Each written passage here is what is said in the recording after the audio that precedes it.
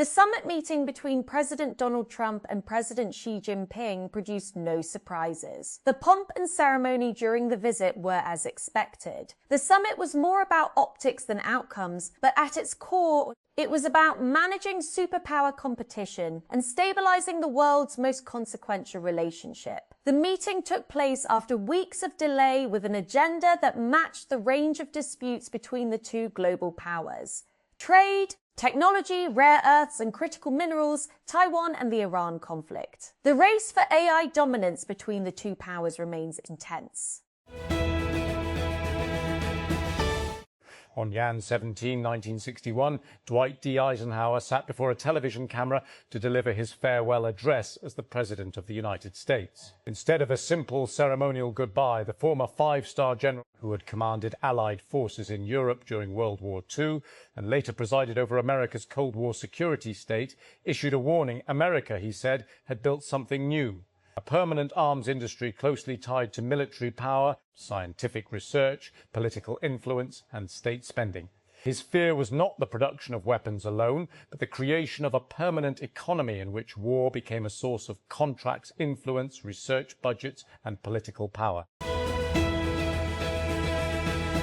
Pakistan ended FY25 with its strongest fiscal numbers in over 20 years and its weakest development budget in a generation. The deficit narrowed to 5.4% of GDP, the primary surplus reached 2.4 PC, the current account turned positive for the first time in 14 years and reserves crossed $21 billion. The July-March data for FY26 has extended that into the lowest fiscal deficit in 27 years at 0.7 PC of GDP. With a 2 PC primary surplus, yet federal development spending has been compressed to barely above 1 PC of GDP, then cut mid-year from 1 trillion to 87 BN, far below its peak of around 7 PC in the public investment era. Banks hold the bulk of their assets in government securities rather than private credit, and 25 state-owned enterprises lost 832 BN last year.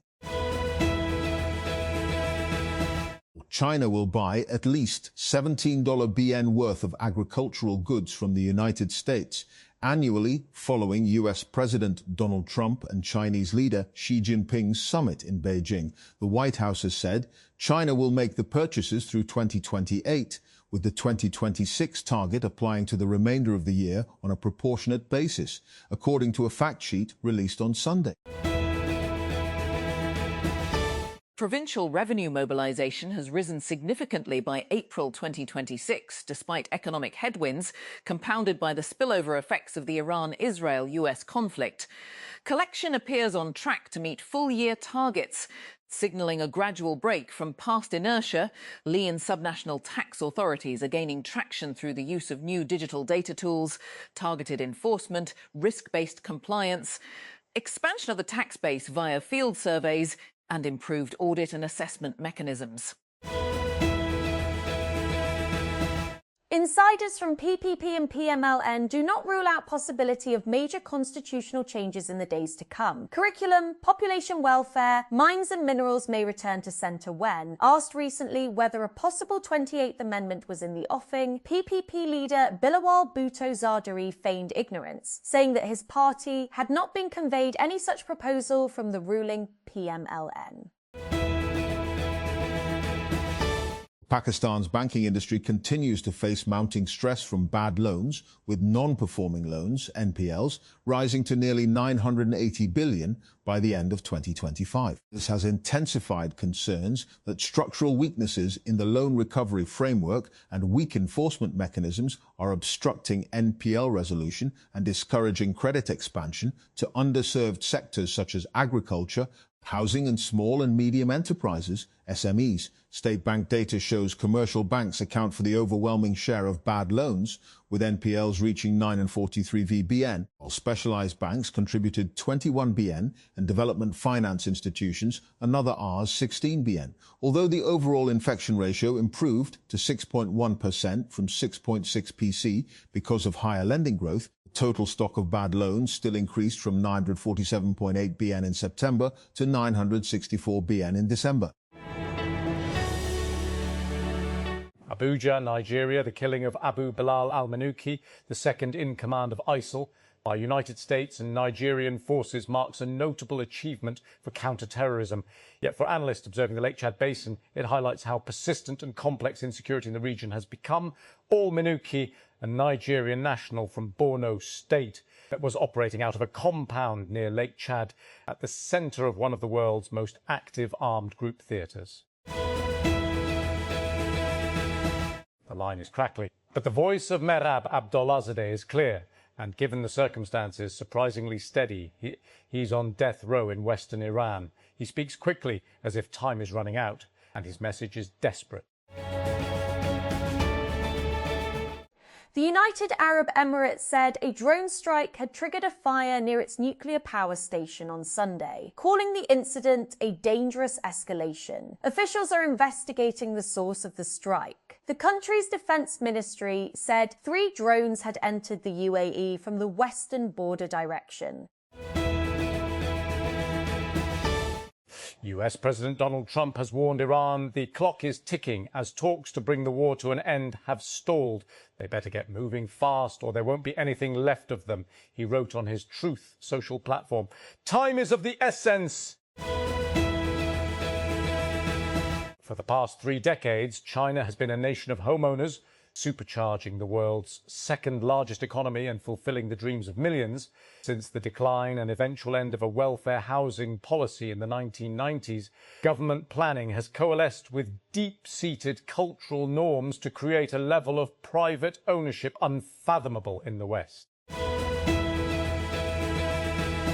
The administration of United States President Donald Trump has hosted a 9-hour prayer event on the National Mall in Washington, D.C. as part of its efforts to commemorate the country's 250th anniversary. Sunday's event was called Rededicate 250, a national jubilee of prayer, praise and thanksgiving, and it took place from 9 a.m. to 6 p.m. Eastern U.S. time, 13 to 22 GMT.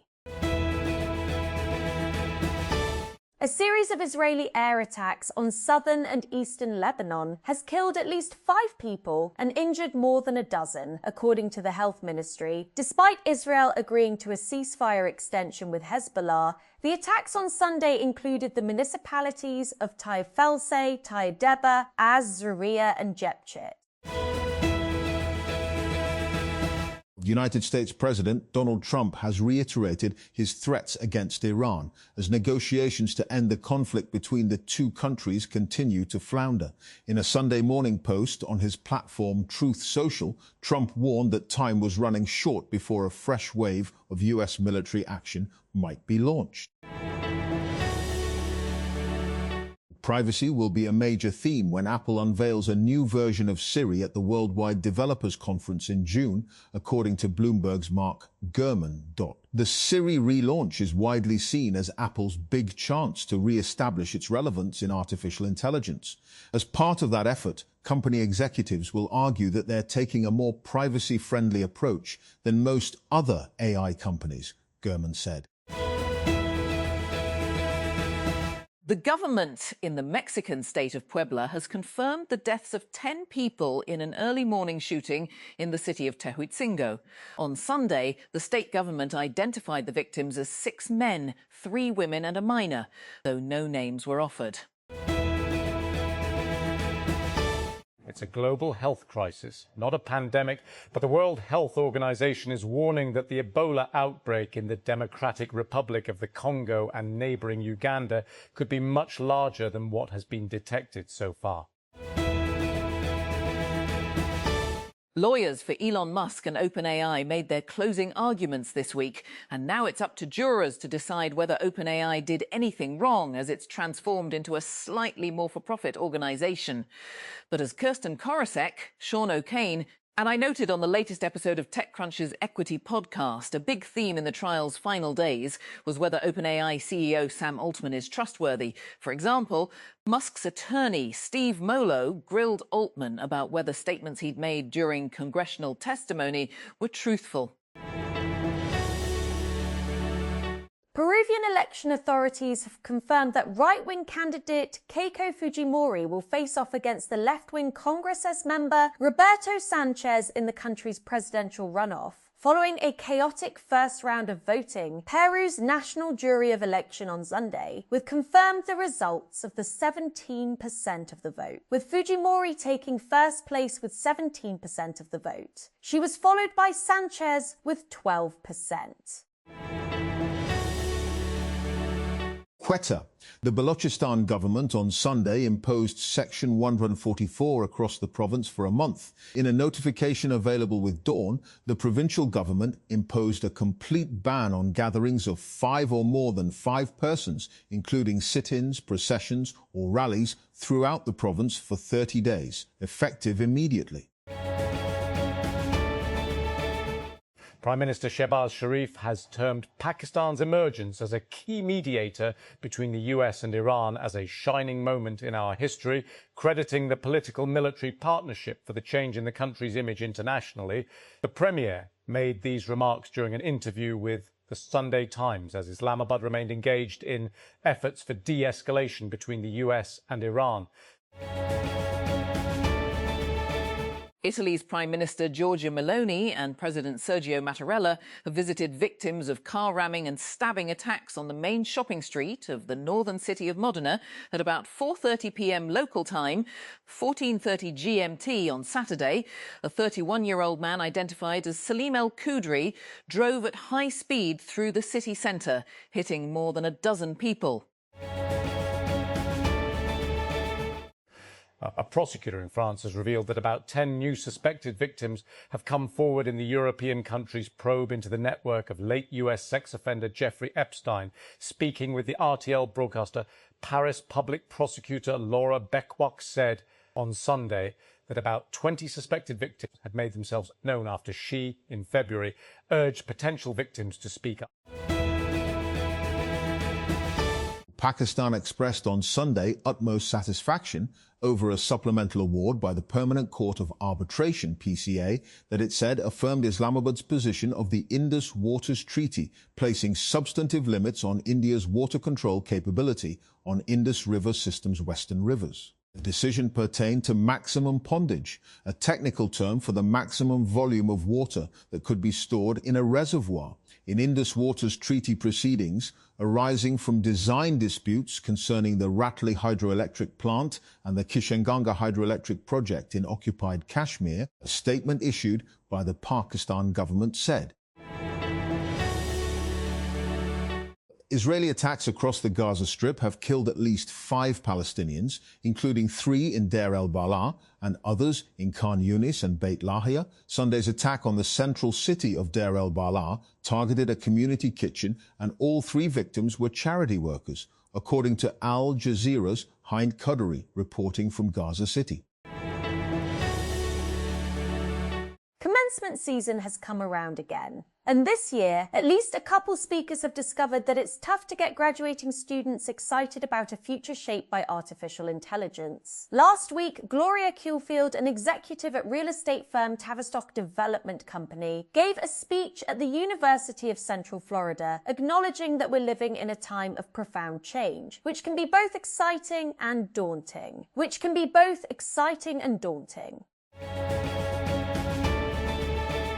The Permanent Court of Arbitration, PCA, in The Hague has reaffirmed that the Indus Waters Treaty, IVWT, remains fully in force and cannot be put on hold or terminated by either Pakistan or India acting alone.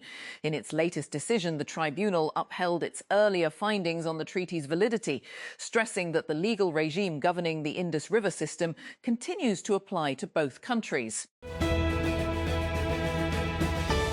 A new US immigration rule taking effect will sharply raise the stakes for signature mistakes on H-1B and green card paperwork, potentially costing applicants thousands of data sets. The US Citizenship and Immigration Services, USCIS, has formalized new powers to request to reject or deny immigration benefit requesters, and in many cases, keep the filing fees even when an application is refused.